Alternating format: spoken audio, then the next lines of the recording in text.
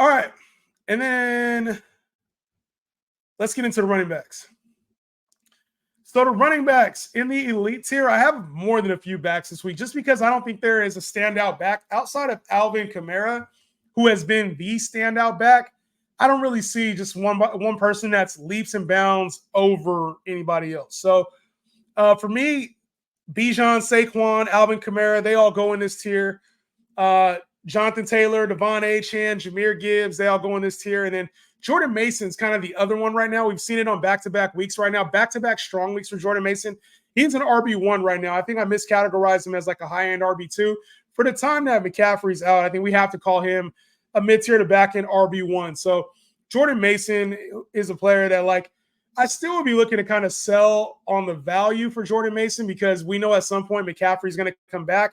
But in the meantime, continue to put him in your starting lineups and trust him as a reliable option for this Niners passing game, especially being down Deebo Samuel and being down George Kittle. If those two were there, I probably would tear him down a little bit. But without them, he goes into this elite tier for me this week, this RB1-ish type tier, like kind of rock solid options.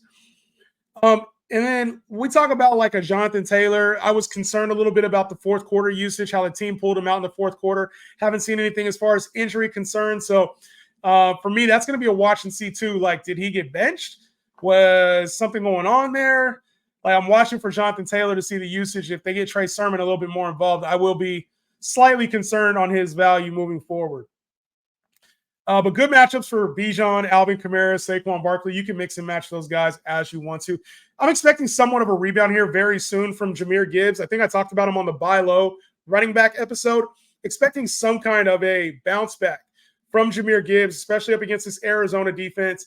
And I think coming off of that injury, his workload is probably, regulated a little bit more than we wanted it to be. Dave Montgomery a little bit more involved. Wouldn't surprise me if it's this week or next week we see a major Jahmyr Gibbs game.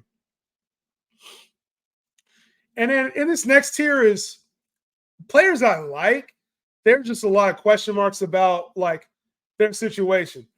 James Cook against Jacksonville, Derrick Henry against Dallas, Travis Etienne against Buffalo, James Conner against Detroit, Kyren against the Niners, Joe Mixon, who is very questionable to play, doubtful to play, it looks like almost this week.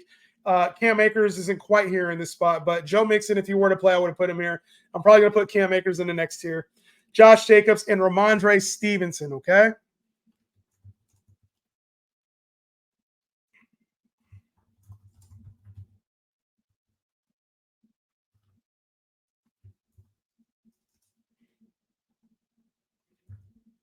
Anyway, when it comes to Travis Etienne, I actually like this play a lot this week. Travis Etienne going up against Buffalo.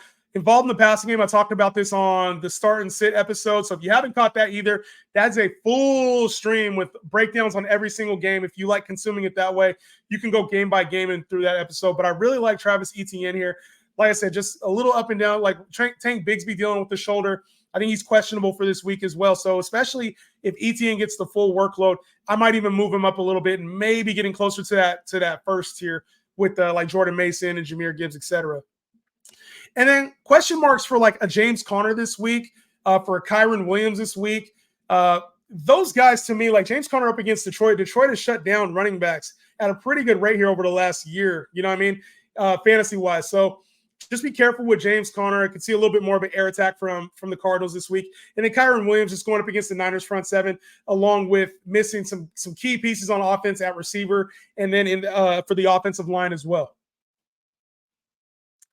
And then moving on to this next tier, we're going to tear down. Got Tony Pollard against Green Bay. Obviously, Tajay Spears banged up, so that's something to note, especially if he misses the game. If Tajay Spears does not play, he's expected to play right now. If he does not play, I will move him into the other tier. But for now, Tony Pollard, J.K. Dobbins against Pittsburgh, which will be a tough matchup. Bucky Irving, I have him here. This could easily be Rachaad White. So I haven't seen if Rachaad White is expected to play this week or not. If Bucky Irving does play, this is me forward thinking for you in case Rachaad misses, which is kind of been the word throughout this week is that he's expected to miss this game. Bucky Irving would go here. If not, Rachaad White would still go in about this tier, maybe a couple spots up. Najee Harris against the Chargers. Aaron Jones, who's questionable. against the Texans. Zach Charbonnet belongs here. Brian Robinson against Cincinnati. And Zamir White, Javonte Williams, DeAndre Swift all belong in this tier. Questionable RB2s. That's how I have it. And the bottom of this tier hasn't even really performed, right? They haven't even been performing. Your DeAndre Swift, your Zamir White, Javonte Williams has been kind of up and down. These are still guys I would trust as like back-end RB2s. For the most part, there's not a whole lot of depth at this position this year. There's not. There's a lot of like backup running backs. I think there's a lot of clear leads in the backfield where in the past we've seen like more pass catching backs be useful in fantasy. It's not happening at the same rate as it typically did. So be okay with starting some of those options. Like if you have a questionable, DeAndre Swift is probably the most questionable one I put in there. I'm assuming a bounce back game against a Colts defense that's down to DeForest Buckner this week. I'm expecting DeAndre Swift to be a little bit more involved this week. So a little optimism from me there, putting him in this tier. Typically, I would have tiered him down, but I think DeAndre Swift could be a decent play this week in a bounce back game.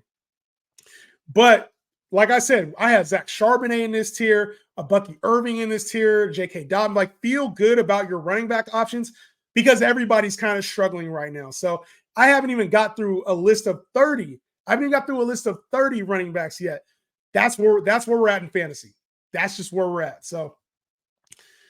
And then this next tier, some other names. I think they're a little more touchdown dependent. Your David Montgomery versus Arizona, Zach Moss up against Washington, Devin Singletary against Cleveland, Jerome Ford against the Giants. These are Ezekiel Elliott up against Baltimore. Like these are more touchdown dependent options.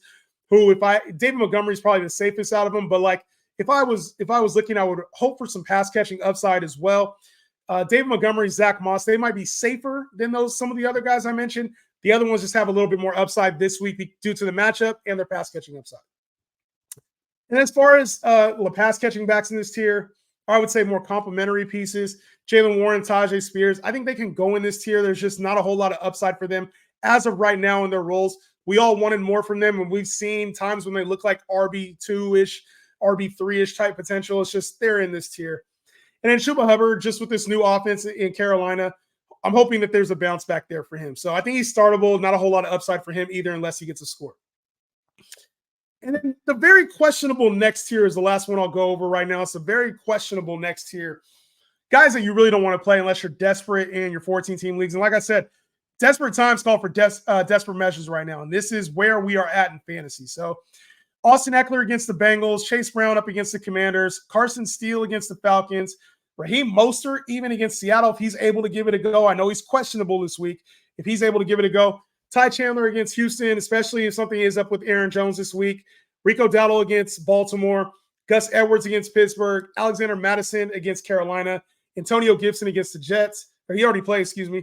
And then Justice Hill against Dallas. So sorry, these are my rankings. I had them from yesterday. But Justice Hill against Dallas. And all these guys offer very limited type of consistency. Unfortunately, that's just where they're at. They don't offer a whole lot of upside. And the name, obviously, Carson Steele is the one we're all worried and concerned about. Like, what's his role here? Is he the starter? Is he going to get goal line work? Is it a complete split with him, Samaje Perine, and then Keontae Ingram, who the team has brought up? This week is not a Kareem Hunt week. He will not be brought up this week for the game. So if you have Kareem Hunt or we're expecting him to be on the field, he will not be. For now, it looks like the pecking order is some kind of split between Carson Steele and Samaje Perine, and then Keontae Ingram is the backup as well, who Keontae Ingram's had opportunities. He had opportunities in Arizona.